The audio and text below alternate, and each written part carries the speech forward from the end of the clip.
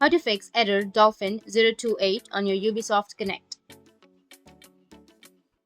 So if you want to fix error Dolphin 082 or 028 launch error on your Dolphin, then what you need to do is first you just need to simply open up your browser, make sure that you have a stable internet connection.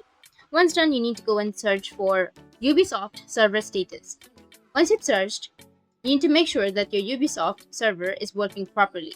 You can also go with down detector as well. If it says there are no current problems with Ubisoft Connect, then you just need to simply go and relaunch your game. After relaunching, your problem might be fixed.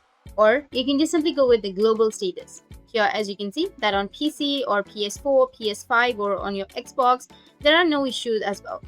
So if it's not working yet, then you just need to simply go with your search and search for command prompt. Right click on it, go with run as administrator, and click on yes. Here you need to enter some commands.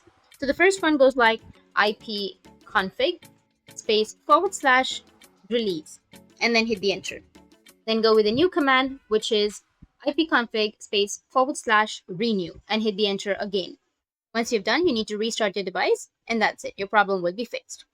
If you found this video helpful, hit the subscribe button, and thanks for watching.